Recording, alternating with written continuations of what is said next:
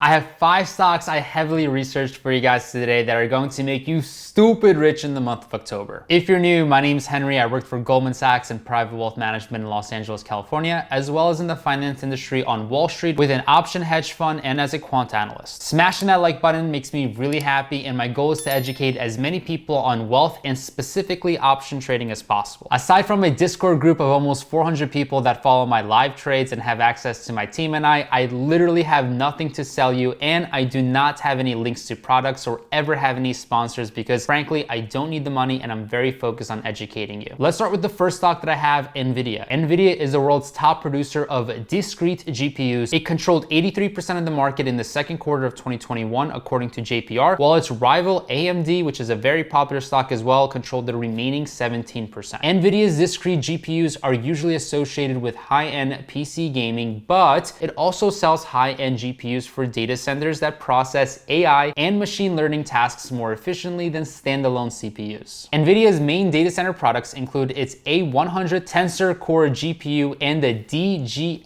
A100 AI system, which bundles together 8 A100 GPUs altogether. All three of the public cloud leaders, Amazon, Microsoft, and Alphabet's Google, currently use Nvidia's A100 GPUs to power some of their AI services, which is a huge cash cow for Nvidia. Nvidia also acquired the data center networking equipment maker Mellanox last April to further strengthen that core business. Nvidia's data center revenue surged 124% to $6.7 billion, or 40% of its top line in fiscal 2021, which ended in January. Its total revenue rose 53% to $16.7 billion.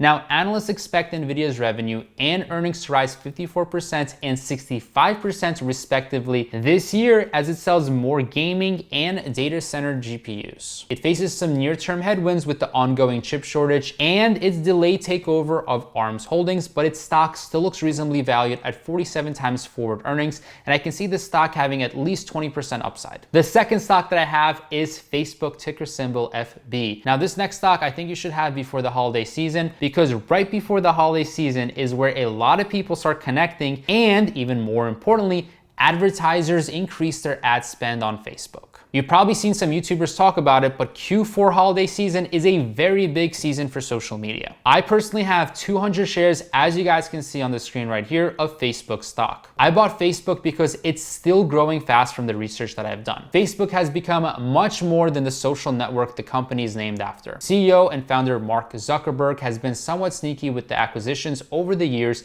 and I think he's really onto something. He acquired Instagram for $1 billion in cash and stock in 2012, and the messenger app WhatsApp for $16 billion, even though it doesn't even have any revenue, in stock and in cash back in 2014. Facebook acquired WhatsApp for all of the users and all the data that they were getting with that app. Today, Instagram and WhatsApp have 1 billion and 2 billion users respectively. The trio of Facebook, Instagram, and WhatsApp have driven the company's user growth from 2.4 billion monthly active users in the second quarter of 2019 to $2.9 billion in Q2 2021, a 20% increase. In other words, more than 1/3 of the global population now uses a Facebook-owned social media platform at least once a month. This choice all goes back to my understanding of data. I have an analytics and a finance degree, so I'm all about the data advantages, and I can spot a winner in terms of data. Facebook's ability to make money from its users is very impressive. In the most recent quarter, Q2 2021, the company generated $10.12 in revenue per user, a 43% increase from just a year prior. The company makes the vast majority of its revenue through advertising, about 98%,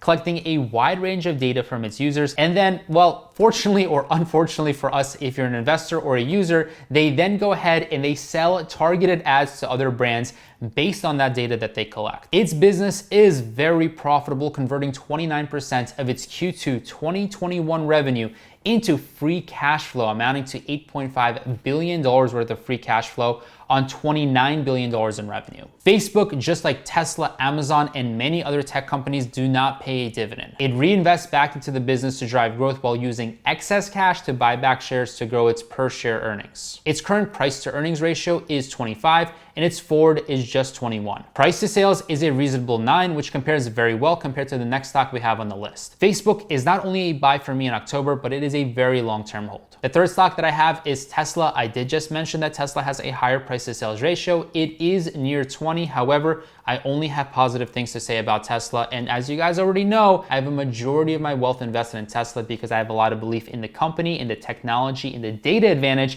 and obviously the CEO, Elon Musk. The stock is killing it. From a business perspective, Tesla has also been on a winning streak, and stockholders like myself are very, very resilient when it comes to this stock. Almost nothing will make me sell this stock. Now, Tesla has broken out from its peers this year with exceptionally strong growth in production and deliveries, even amid an automotive chip shortage and other supply chain and logistic challenges. Tesla's second quarter deliveries rose to a record 201,000, up from just shy of 185,000 vehicles in the prior quarter and just 90,891 vehicles in the year ago quarter. If you take a look at the 6-month chart, this stock has been volatile, but there is a lot of recovery. We're actually now above April's peak, which is a very big deal on the technical chart. This is huge because momentum is very positive, especially during this time before earnings come out in October. A vast majority of my wealth, as I mentioned, is in Tesla because I have the most conviction in its future. I can see the stock going up in October, but also in 2022 and beyond. I have 1,520 shares of this stock, as most of you guys know, in my main portfolio,